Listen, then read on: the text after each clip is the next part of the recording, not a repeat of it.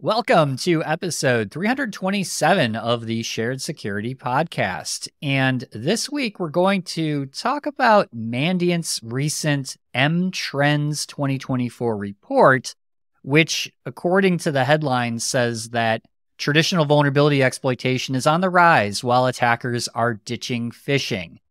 Clickbait? Oh, man. Does that mean I'm out of business? You might be out of business. Sorry, Scott. It's been a good run. Yeah, no one's phishing anymore. So we'll talk about that. Yes. Grumble. And then in our Aware Much segment, Scott is going to ask the very serious question. What do you do when you care more about online privacy than your significant other? Yeah, should be fun. That is going to be definitely a hot topic. Yeah. So before we get into those critical topics, I do want to give a shout out to our Patreons. So Dylan, Dan, and Johan, thank you very much for being patrons of the podcast. You're much appreciated.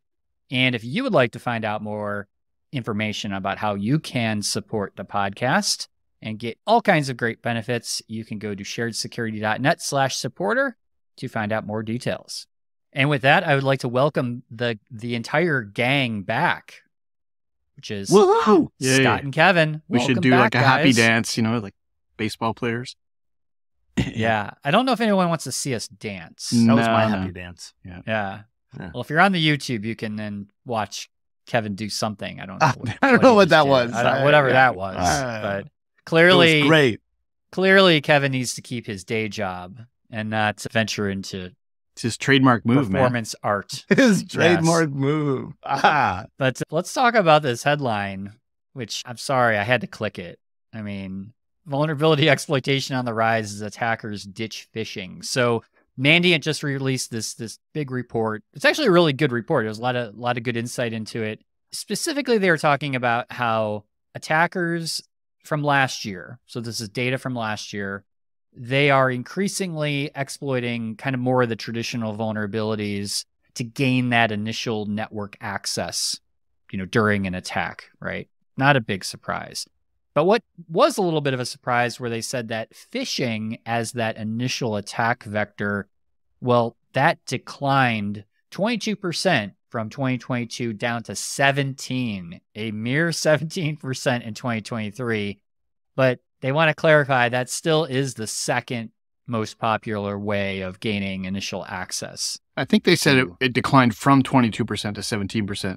So depending on whether you say that's a 5% decrease or some 5 over 22. So here's my issue with this.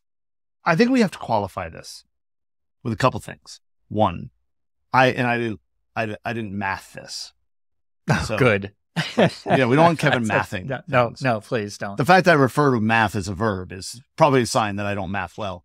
The first question I have is, okay, 17%, 22%, what's the raw numbers?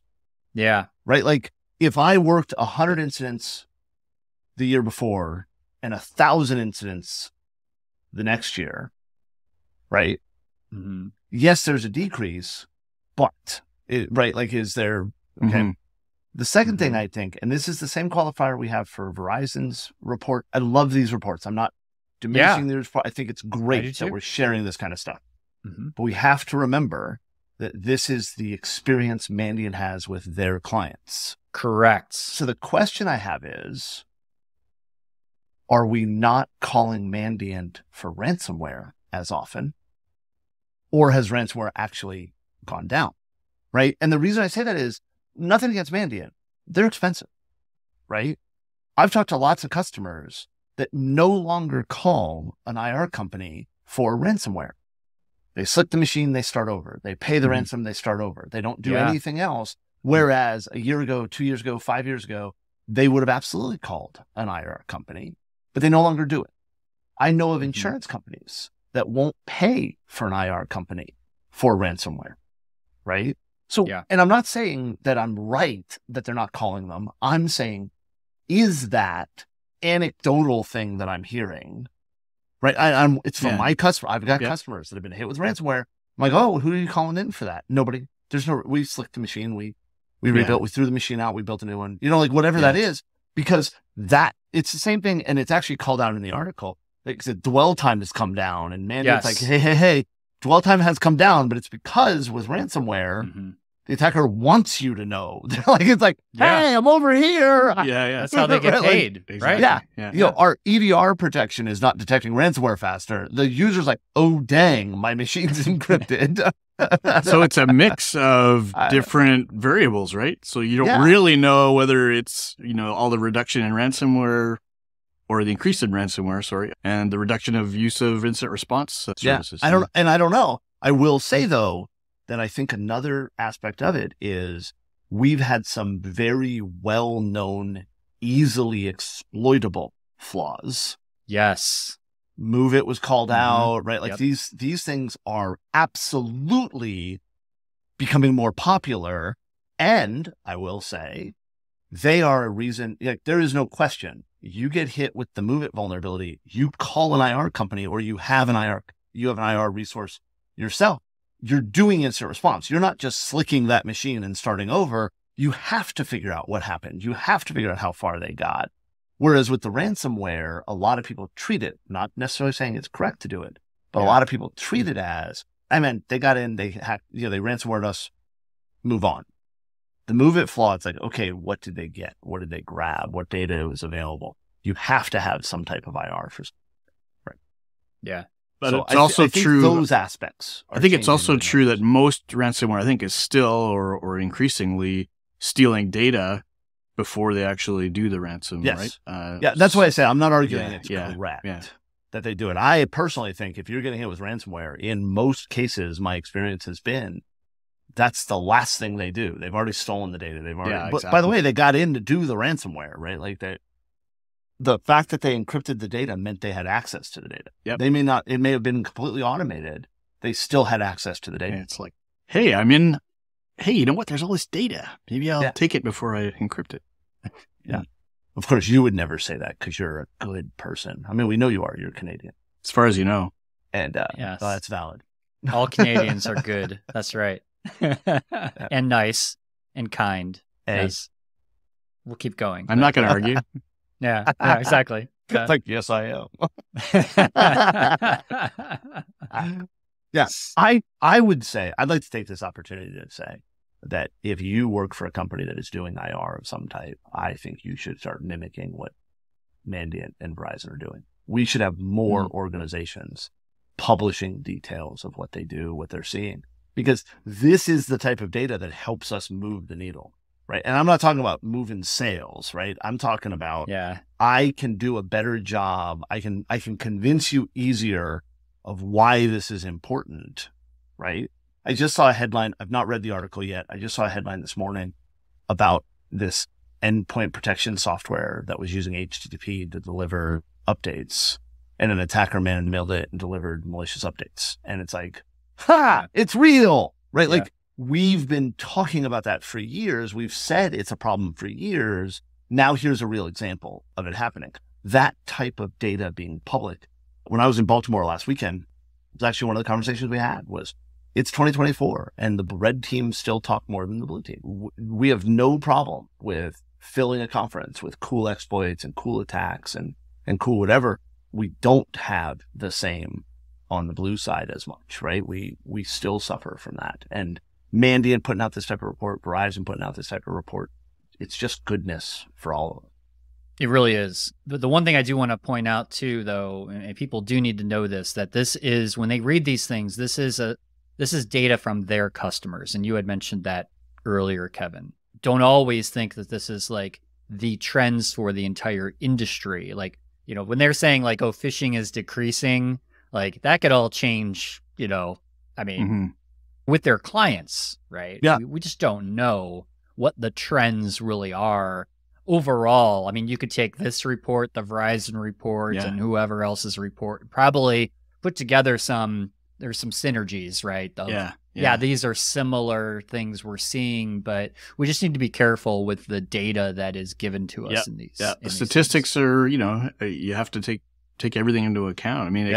could be that there's a whole bunch of new vulnerabilities that have come about that are worth exploiting more than just, going through the phishing exercise. And there were a lot last year. Yes. A lot of very similar vulnerabilities like Move It, for sure. So, yeah. Are you tired of compromising on security when it comes to managed file transfer? Look no further. Meet Kiteworks, the most secure MFT on the market today. Kiteworks MFT Suite is not just secure, it's FedRAMP Moderate authorized by the Department of Defense since 2017. This means it undergoes yearly audits and continuous monitoring by certified third-party assessors. But that's not all. Kiteworks provides a world-class secure file sharing and email platform. Easy for end users, manageable for administrators. With custom integrations, unified console management, Kiteworks sets the bar high where traditional MFT servers fall short. Step into the future of secure managed file transfer with Kiteworks. Visit kiteworks.com to get started today. That's kiteworks.com to get started today. All right, well, let's jump into our favorite segment, Aware Much? Sorry. Yes. I don't know why I find it so funny, but I really do. I love it. Well, it's all good. It pads the duration of our podcast. So that's just let Kevin laugh away. I'm double spacing. Yes. That's right. Double clicking. Well, we found an interesting post about personal privacy on Reddit recently that's worth discussing. So the poster is somewhat privacy aware, of course, and tries to use good privacy practices, but they're concerned about their non-privacy aware partner, which is interesting. As you can imagine, the partner doesn't always appreciate the risks and doesn't seem to practice good privacy and cyber hygiene all the time when they're working with digital systems like maybe home cameras and things like that. So the poster is keen to hear from others about what they can do to get their partner to be more privacy conscious. It's a tough situation. I think there's a gray area that it's that risk that's hard to articulate to somebody who has less understanding and maybe more desire to leverage the technology. And I think it depends on how big the gap is there in your household between the people who are more privacy aware and less privacy aware. So what do you guys think? I think there's levels of it, right? Like there is the, is your partner completely ignorant to privacy and security issues? Like, do they have a habit of using they have the same password that they created like when they were in high school, or do they really think about their online privacy and security and make an effort, right? Because there's plenty of people I think that try as best as they can, and maybe they're not as educated as others about how to be more secure and private on the internet. But I do think that without being an a-hole about it, I think you can still have a conversation with your partner about hey, this is, have you thought about this or have you thought about that? But I think that there's limits to that, right? Because this could be with anything in a relationship, how serious are you? And if they are completely on an opposite spectrum as you are, I would argue, what else are they on an opposite opinion of as well, right? I don't know.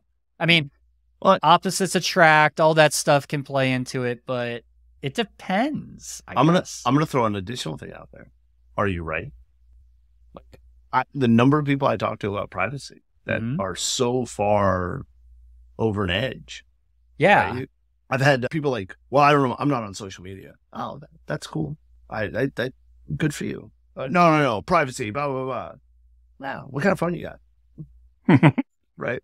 Yeah. I have an Android phone. Oh, right. Okay. Cool. You signed into your Google account? Yeah. Huh. Interesting. Yeah. What loyalty programs do you belong to? Yeah. Or is it then? This is, we've talked about this a million times, right? Humans suck at risk assessments, right? Totally. We're afraid of sharks. We're not afraid of soda machines, right? I love that. So do I, because it's so accurate, but it sounds so asinine, right?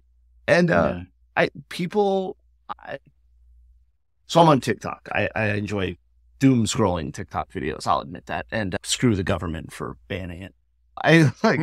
So stupid. But there's this guy that he reacts to these videos and by waving a red flag or a green flag, and it's like, oh, here's a red flag. Like, and what he does is he does these little clips, and it's like a couple, and one of the people in the couple is doing something that, like, that's messed up, right? And he's like, oh, red flag, and he waves the red flag, or he, it's like, oh, look at this adorable thing, that's a green flag. Ah. And I watched it and I thought about it. It's like, it's funny to me when he points these things out. You think, oh yeah, you're right. That was messed up, or oh, that was really good. That was this. And I think we see the same thing. I think we need red flags and green flags for privacy stuff, right? Like, yeah, you see the tangent, it fit, right? I was getting it. It's getting and there. I like when we say things like, well, I don't post on any social media because of privacy. And it's like, yeah, but you rented that on a blog post that is hosted on WordPress.com and allows for the Facebook login and the Google login and the whatever. So you really are using a social media platform. Like you haven't really thought about it yet. So I find, and reading this Reddit posters thing, I lean toward believing that this person is overreacting to the privacy thing, because I will point out that they're posting on Reddit. That's a great point. Right? Like, I mean, it's social media. It's interesting. I think I also noticed in that post that they were careful to use the term "they" in referring to their partner. So they did this, and then in one of the later comments, they actually said "he." So they've given up some asset there. I mean, your but this is right. Like, this is the type of stuff, and I'm not making fun of the person for doing it. I'm just saying, like, you have to think about, are you overreacting, or are you not actually thinking all the way through? Like, you hate Mark Zuckerberg because he looks like an android. Right. And so you're going to go against that, but you don't consider I don't know. I find that most of the time when I scroll through, subreddit privacy, that a lot of people, they're I'm going to say virtue signaling, but even though that's not the right phrase, I think it's close, right? There's a lot of extremists, I'd say, privacy extremists. And, there are people that want to literally, like, they're trying to find ways to, wipe all of their data off of the internet. And I mean, I've read like all of Michael Basil's books, and he's one of those guys that will teach you how to remove all your data from the internet and, take out a loan under a pseudonym or all this like crazy stuff. Yeah, that's not fraud or anything. Right. No, but like, I mean, he's got great content, but like, there's people that will like walk this line of, I can be completely anonymous in my financial transactions, in my internet, whatever. And like, that's really, really hard. Like, really, it's a lot of work. And I really believe that there's a need for just like practical privacy is what I'd call it, right? Yeah. Common sense privacy, just, it's not too extreme and it's nothing at all, but it's somewhere in the middle where you're doing kind of your own threat assessment of, okay, what are the things that are concerning to me? And I think it would apply to your spouse as well, or your partner. Yeah. Like, but if they don't want to come on board your privacy train, like, you really can't make them, and you shouldn't make them, because that's their business, right? Well, wait, I gotta. If they're your partner, it is partially your business, because they're going to be posting stuff about you. They're going to be connected to you, and so there has to be a conversation. But I agree that you can't make them. I have a good friend, and when his kids were very young, he privacy conscious, not ridiculous, but and he would post pictures and he would blur out his daughter's faces. Mm-hmm. I've talked about him before, and I've always giggled because his wife was also connected to me. We were friends, and he would post a picture and the face would be blurred out. About 5 minutes later, she'd post the exact same picture without blurring. It always made me giggle, because in my Facebook feed, right, it would be like, oh my gosh, blurred, not blurred, blurred, not blurred. It's like, okay, you two need to talk. Yeah. I think it's a really good point you make, Kevin. But in terms of the real issue in this particular post, I think that we want to get to is not so much whether they're right or not, and nobody really knows without knowing all their context. Yeah, I think it's more about how closely aligned do people in the same household need to be. And I think it can come down to the person with more knowledge about it can try to help that person. There's two aspects in my view. One is, do you care enough, right? Maybe as you said, Kevin, they care too much, right? But from one partner's point of view, does the other partner care enough? Yeah. First of all, and how do you get them to care, right? Maybe they just are ignorant of some of the risks. So I think it's worth spending time about, talking about the relevant risks, not the wild and crazy ones, but what's relevant to the household. And reading some books on privacy together that are at the appropriate level. Like maybe it doesn't have to go into all the how to erase yourself from the internet, but what are the things that you can learn about privacy together and start working on maybe some conventions for information sharing and password rules and sharing passwords. Tom mentioned at the beginning before we started the call, it would be interesting to ask how many information security professionals share their passwords with their spouses or their partners. Yeah. I think it's a great one, right? And I know, that is, I don't know. I find it fascinating what people are willing to try to hide and I don't mean hide bad. I just mean whereas for me, I've taken a ridiculously other extreme and I just treat everything as public and accept the fact that I'm going to be tracked and I've just given up. And I have said before, that's not the right answer. It's just the answer I've picked. That's the choice you made. Sure. And do you worry about people in your household having the same concern level as you?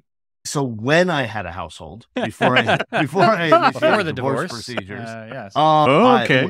It was something we talked about, and it's like, look, this is why. And I tried very hard not to reveal information about the people, but I talk about my daughters all the time. I would talk about my ex-wife. Applies to your kids. And, Sure.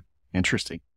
Well, just to wrap up, I found a page and it's easy to find, references to recent privacy books. And I think, if you can find one that is at the right level of, understanding for the people in your household, it's probably a good idea. But this installment of Aware Much was brought to you by ClickArmor, the cybersecurity training platform that uses gamification to motivate employees and to let them practice facing simulated risk scenarios in a safe environment. The most common reaction that we get from prospects who see ClickArmor for the first time is, wow, it's unlike anything I've seen before. That could be good or could be bad.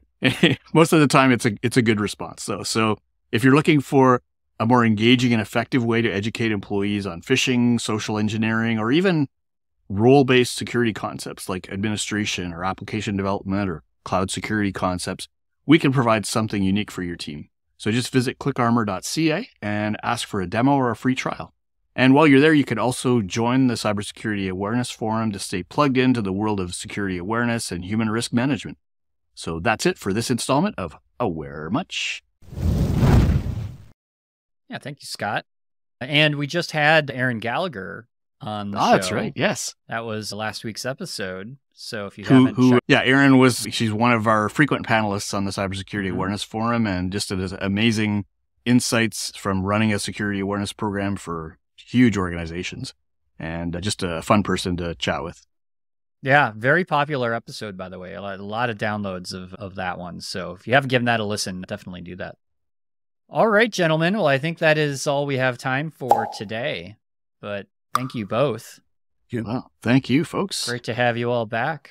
So we'll keep that going, hopefully. I was going to say, see if we can do it 2 weeks in a row. Maybe. Yeah, I think we can. So, but everyone else, thank you for listening. And until next time, stay safe, stay secure, and stay private. Thanks for watching or listening to this episode. If you'd like to help support the podcast and get early access to new episodes with no ads, plus many more exclusive benefits, become an official supporter of the podcast for only $5 a month. Visit sharedsecurity.net/supporter for more details.